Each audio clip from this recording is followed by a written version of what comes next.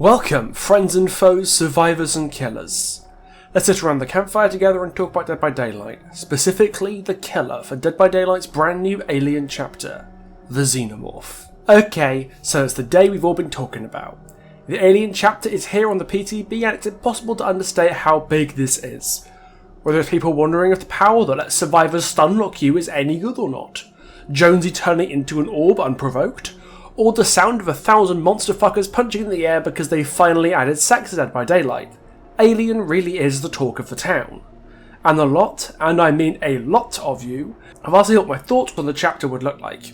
The comments of Potential Problems Alien, which was already my most popular video in the series, have been ablaze with questions and displays of enthusiasm, or just people saying that I'm a fucking prophet. Which, on that front, let's be totally real here, I make one of these videos every month, so we're bound to get a license I'd already done at some point. And it's the one everyone wanted. Alien's here, and I'm going to be doing my coverage of the chapter in two parts. With the arrival of Ripley as a survivor for the chapter, I'm going to be doing a full biography of the character by her cinematic appearances at the end of August when the chapter comes out. But today's video is going to be looking more at the chapter as a whole, particularly zeroing in on the Xenomorph, because my thoughts on it are complicated and the kind of thing you can only really get from being a horror enthusiast who spent way too much time thinking about the Alien films. First things first, I think the power is actually pretty damn great from the point of view of gameplay. If that's your only real concern with the chapter, I have to say you've got nothing to worry about. Power seems pretty well balanced, decently interactive and simple to pick up. Exactly the kind of thing you should be looking for in a tentpole license like Alien, and another dub in the power design department after they just got on with Singularity. It's not really what this video is about though, but I thought I'd get it out the way all the same before I give you my thoughts on the theming adaptation of Alien into the game. In a sentence, I think the Alien chapter for Dead by Daylight is a fantastic adaptation of Aliens. Not Alien, Aliens, because the two are very different, and while the chapter only contains content from the first film reimagined to fit Dead by Daylight's formula, it's got way more in common thematically to the actionized sequel by James Cameron that pulled Alien out of the territory of horror and into more straightforward and mass marketable sci-fi action.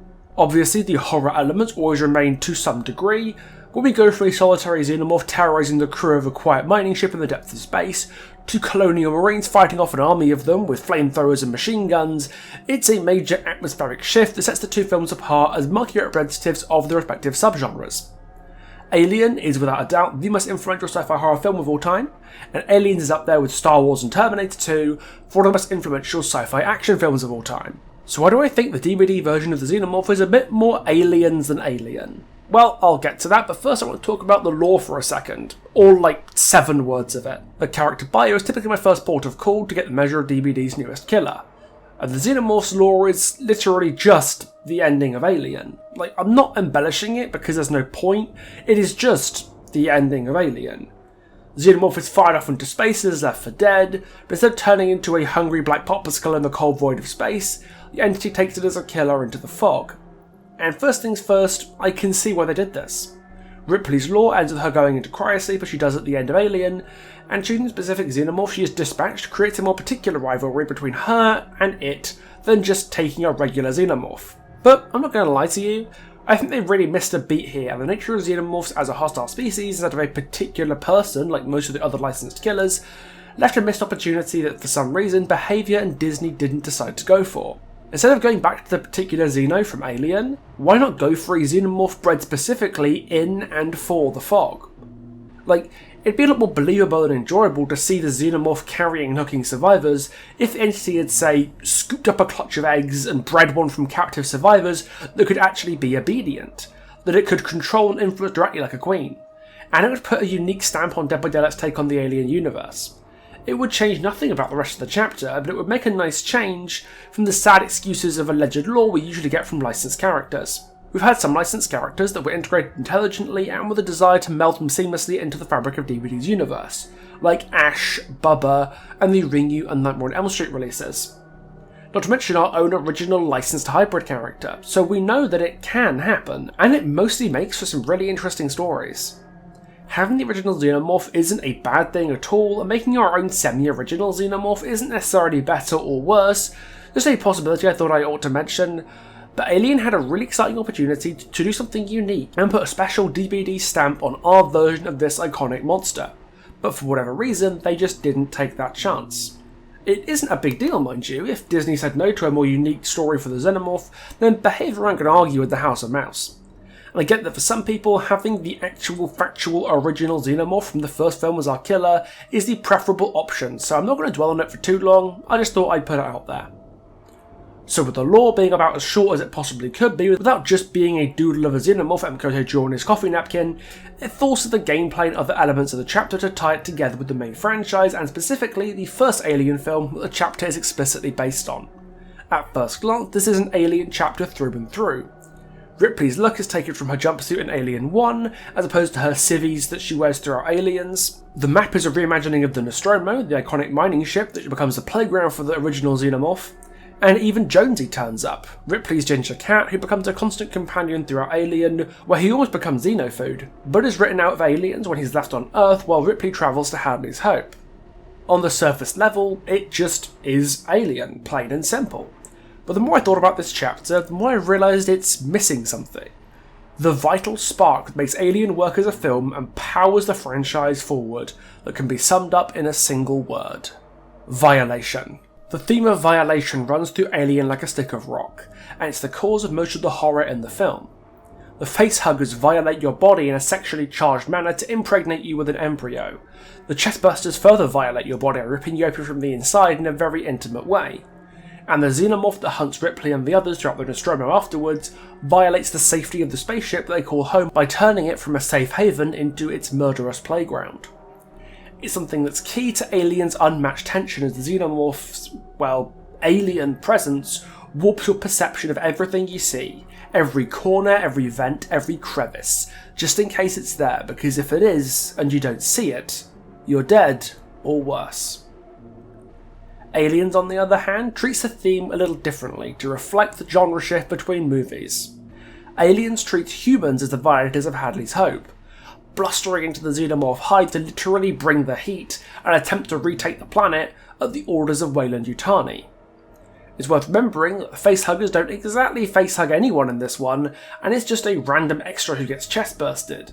The idea of the Xenomorphs as violators of the human body is only really seen as an allusion to the first film.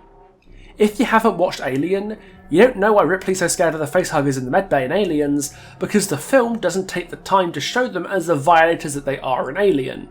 You have to intuit it from Ripley's response, and from any knowledge you might have had of the first film. That piece of the Xenomorph's identity is missing from Aliens because that isn't what the film was really about, and it's what sets the two films apart. Alien turns the safety of home, the solid walls of the Nostromo, into your coffin and buries you alive in it. Aliens, on the other hand, puts you in the gravedigger's house, puts a gun in your hand, and tells you to First Amendment your way out. So where does Dead by Daylight's version of the Xenomorph fall on this spectrum? There are three elements of the power to consider: the tunnel system, the quadrupedal running mode, and the flame turrets that survivors have to defend themselves. Let's start with the tunnel system, because on paper it looks like a pretty good adaptation taken directly from Alien. The Xenomorph in the Nostromo is never seen running quickly. Hell, we barely even see it move, and that is by design. The maze-like corridors and tight passageways of the Nostromo means that people often run into it by mistake, and a huge part of the film's scares come from the threat of accidentally stepping into its waiting jaws. Its omnipresence in the film is felt through the use of the vent system to travel the Nostromo mostly undetected, which in theory the tunnel system manages to evoke pretty damn well. For the survivors playing against the Xenomorph, I think this is the biggest success the power has in terms of theme. You're always watching the tunnel entrance while you're doing a gen, hearing the beeping of the flame turrets as the Xenomorph gets closer and closer. So you know it's coming for you, but you don't exactly know how. Not until it's too late. This is your primary point of interaction with the killer from a survivor's point of view, and it's fantastic. A truly great realisation of the trepidation of Alien.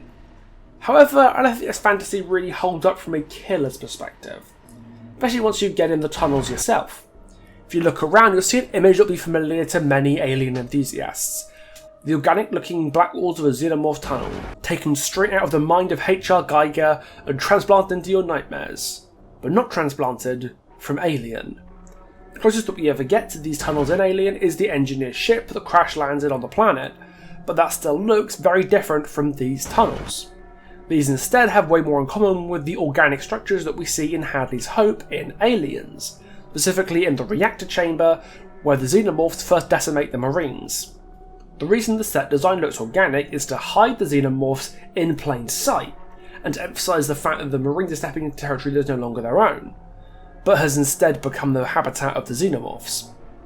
The navigation of the map through event system does feel a lot like Alien, but the details and power fantasy of the tunnels themselves has far more in common with Aliens, and as the killer, that's what you see when you go in the tunnels yourself. And I think it doesn't evoke the idea of the lurking hunter of Alien anywhere near as well as the Survivor experience playing against it. To be honest, I think part of that is the lifting of the curtain on the xenomorph's mobility through the killer's first-person point of view. It certainly gets less scary when you're controlling it. But even so, having your own little home under the map really does feel like Aliens, and it's a feeling I just can't shake. The quadrupedal runner mode and the flame turrets also allude heavily to Aliens and its run and gun take on handling the xenomorph threat. A large chunk of the runtime of Aliens is spent moving from safe zone to safe zone, waiting for the xenomorphs to catch up before moving on to the next one, finding somewhere else to hunker down and rest. The turrets do a great job of creating a temporary safe haven, and it's the only thing that keeps Ripley, Newt and the soldiers alive when they're deep behind enemy lines in the depths of Hadley's Hope. And before you say anything, yes, I know flamethrowers were used in Alien, but since when did that ever, do anything? The flamethrowers never used against the xenomorph to any real effect in the first film, but instead function narratively more like flaming torches to provide flickering and inconsistent lighting in the darkness of the Nostromo. They've become far more prevalent, however, in the second film, where the Marines outfitted with them basically as standard, and they become the primary weapons used in the first altercation with the creatures. Like the tunnel system, it takes an image that was present in the first film, places it in a context that makes it feel way more like the second. The run-up mode is probably the most faithful recreation of the power. It does reduce the terror radius a bit, but its primary function is giving the xenomorph its additional weapon, the tail strike, which actually killed the chief engineer Parker in the first film. Truth be told, it's a pretty forgettable moment itself, probably the most forgettable kill in the whole film, but the lethality of the xenomorph's tail is reused several times throughout the franchise, most memorably to me being the Queen impaling the Yautja Scar in AVP. The xenomorph being reimagined as a chasing creature is something that became more popular as the series went on, with the first truly quadrupedal Xeno appearing in Alien 3 as it was grown from the body of a dog. You know what mechanic would have perfectly encapsulated the idea of violation that the chapter's take on the xenomorph largely missed out on? Facehuggers. There's a reason I put them in the power concept I had originally for the killer when I did Potential Problems on Alien, and it's because everything that's scary about Alien, every image that sits in your brain and is etched into it like a carving, is tied to the facehuggers and what they represent. They are the ultimate violators. They breach your body in a sexually charged way that brings the phallic imagery of the other xenomorph bodies into a whole new meaning. It's that knowledge that once it's on, you're going to die in the most intimate and painful way, and there's nothing you can do about it. It's what makes the facehugger jump scares in the first and second films so effective. It's the idea that hangs over Alien 3 as we know Ripley's been impregnated, and no matter what she does, she can never be rid of this violation she's received at its hands. Even Alien vs Predator understood this, giving the facehuggers some genuinely horrifying moments amid the inherent goofiness of this film's premise that remains some of the best outings for the creatures to date, but Aliens almost entirely dropped them, and the themes that came with them to step away from the horror elements of the first film. I think that goes a long way to making Aliens the most accessible Alien film. The facehuggers being a constant source of paranoia and terror make them without a doubt the most uncomfortable part of watching any Alien film, and Aliens mostly getting rid of them reduce the discomfort they cause to make watching the film an easier experience for the general viewer at the cost of its horror elements. And by excluding them from the chapter, except as a jump scare on the new map, DBD has done the same thing. Whether they're meant to or not, lack of facehuggers as part of the power feels like part of the theme of the film they're adapting has gone unfulfilled. It's like if Pinhead didn't have the portals that his chains fired from, or Frey didn't have the lullaby in the dream world. Without it, Alien loses a lot of its bite as a horror film, and the chapter loses a lot of the keen edge that it could have had as a precise and successful adaptation of the movie. It uses the images present in the first film, but doesn't really seem to understand why it's using them, or why those images work so effectively in that film. It's not an adaptation, it's a cosplay. The best example of this to me though isn't even the killer itself, it's the map. I said way back in December that Nostromo would make a bad map for an eventual Alien chapter, And when I first played on the map, I thought, wait, maybe I was wrong here? Like, there's so much I like about this map. It is the best map we've had in years in terms of gameplay. There's a ton of iconic locations like the cryopod, the dining table with Ash's body, and the med bay has a facehugger jump scare too, which is a fantastic touch. The details of the map are absolutely first rate, and it shows a continued commitment to lively maps that feel immersive like actual places, instead of maps in a video game. But the more I played on it, and I've played on it quite a bit now, the more I felt something was off. It looked like the Nostromo, it had all these inherited images and ideas, but it was wrong. I only figured it out when I looked up at the skybox, a sprawling expanse with a vast ringed planet. The Nostromo is more than just a spaceship. It's a setting for one of the most important horror films of the 20th century, and it's just as integral to the horror as the music, the acting, or the creature design. The Nostromo is a haven for the crew. Not exactly a homely one, but a place designed to ensure survival in the unforgiving depth of space. When the xenomorph is unleashed onto the crew, that role as a home becomes violated, subverted, as the tight corridors turn from a functional place of residence to a labyrinth suited to the alien killing machine, far better than the humans scurrying around its underbelly. Home turns into hell, and as I said earlier, it fits with the film's overall theme of violation. The claustrophobia of the ship's corridors are an inherent part of that. They make Ripley's movements feel appropriately restricted, as she risks stumbling right into the xenomorph lurking around every corner. But the Nostromo in Dead by Daylight is instead a wide open space, a blown out hull in an unfamiliar and barren alien landscape, full of all the ruins we've seen from Alien, brought into a new, strange context, not as the restricted living space of the Weyland-Yutani crew, but as a blasted ruin that's become part of the landscape. By changing the context, the meaning changes too, and as a result I can't help but feel the Nostromo has been cheapened by its inclusion in Dead by Daylight.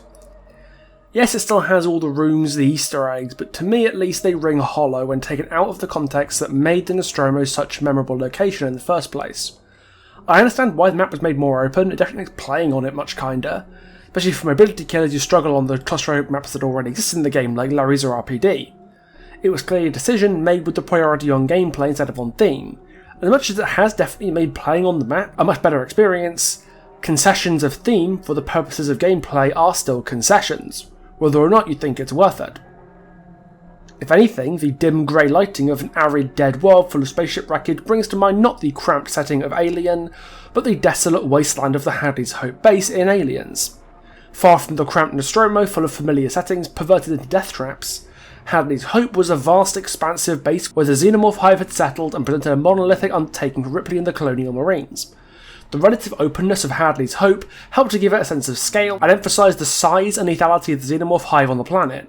That's the vibe DBD's version of the Nostromo has. It obviously has the framework of the Nostromo that we all know and love, but it's built in a way that's far more evocative of the Hadley's Hope base, which makes someone as detail-oriented as me feel slightly uncomfortable about the whole thing. It's like if you met up with a friend you hadn't seen in a long time and they're just a different person, like they've been recast in real life. They dress similar, they act similar, they even look a bit similar, but they're not the same. They insist they're the same person that you always used to know, they promise they are, but they're just not. Being so far out of its normal context ruins the atmosphere that made the Nostromo such a memorable setting in the first place, at least in my opinion. This was avoidable by just not picking it as the map. The map is so much like Hadley's Hope that I'm wondering why they didn't just go for Hadley's Hope as a map. But if you had to limit it to the first film, as I'm imagining licensing issues from Hadley's Hope, why not go for the L-246 landing site with the engineer spaceship, the crashed lander, and the xenomorph egg chamber? You can have a map that's authentic to the movies, you can have a map that's good to play on, and you can have the Nostromo specifically, but you can't have all three at once. And I think the fixation by behaviour and 20th Century Studios to have the Nostromo at any cost has cheapened the map for me, and it remains my biggest issue with the chapter. Now, whether or not you think the Nostromo is a good map or not, it's hard to argue it's not fraught with danger. Leaky pipes, poor visibility, open flames, and pest control issues. I'm surprised no one got hurt on the ship before. But if they had been, then today's sponsor Morgan & Morgan would be right there, ready to get them the compensation they deserve and take up that legal battle, just like they can be for you. Hiring a lawyer can be a daunting process, but with Morgan & Morgan, you can submit a claim without ever having to leave the couch. In 8 clicks or less, you can submit your claim to Morgan & Morgan and trust that your legal travels are in capable hands so you can focus on your recovery and well-being. For more information, you can check out forthepeople.com or dial #key lore in your phone. Now let's get back to Alien. Hopefully now you can see what I mean about the chapter feeling a little insincere to me. At almost every turn the theme of the chapter, the alien vibes feel compromised, more like aliens than alien. If it was just in one area I probably wouldn't even have noticed. But a bunch of slightly off-kilter images and ideas all pointing in the same direction are impossible to overlook. At least when you do what I do and overanalyze DBD for a living. Either way, I've spent so long harping on about this not because I hate the chapter, because it is a good chapter when taken in aggregate, but because Alien is one of the most important horror films, hell, one of the most important films of the 20th century, and it deserves the best. And this chapter is not the best. I know this isn't going to be a popular take, I know I'm going to get some shit for it, but if I don't point this out, if I don't elaborate on the hollowness of this chapter's take on Alien, then who the fuck else is going to bother? Uncritical praise has never been my style, and truth be told, I don't feel like going into a video like this and knowing I'm going to be negative about it. But the only thing I'd feel worse about griping about the new chapter for 20 minutes is lying to you about it.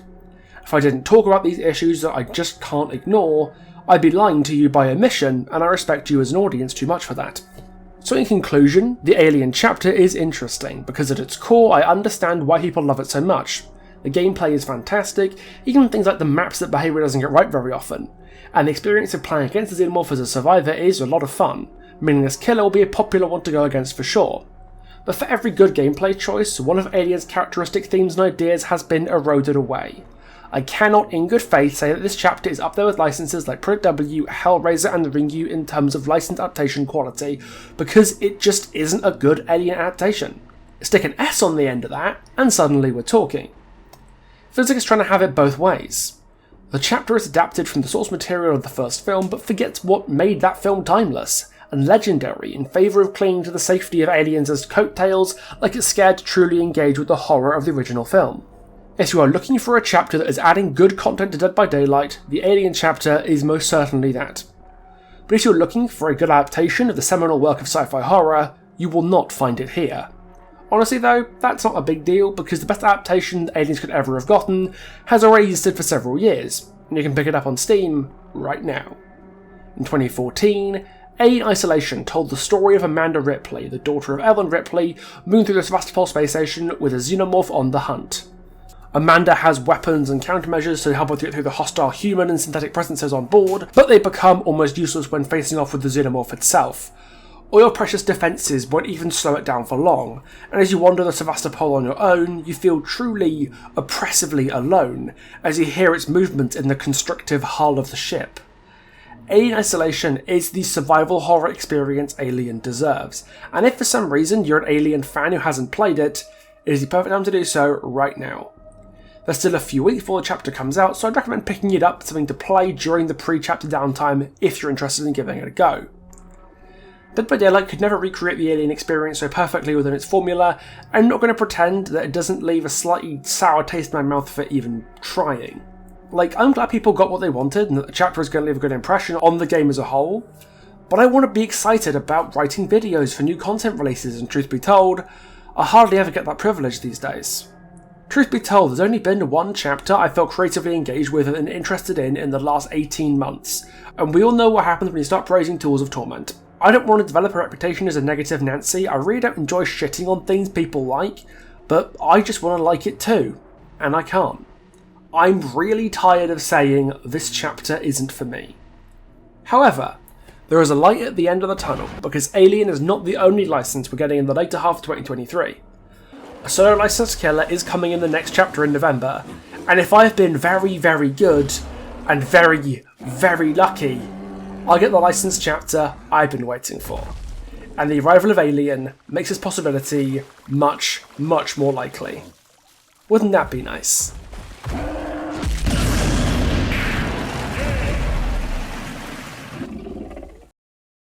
Well, that's all I have to say on the Alien chapter, at least for now. What do you think of the chapter? Are your opinions on it as mixed to negative as mine, or do you think I'm just making too big a deal of it? Or as always, love to hear what you say in the comments, because I do read all of them. Special thanks to Morgan and Morgan for continuing to support this channel, and special thanks also to all my wonderful patrons. I just got to see this video a day early along with a bunch of other cool perks, so if you're interested in dropping the channel a little bit of cash, then link is in the description and have fun with it. In any case, thank you and I'll see you next time. Ta-ta for now.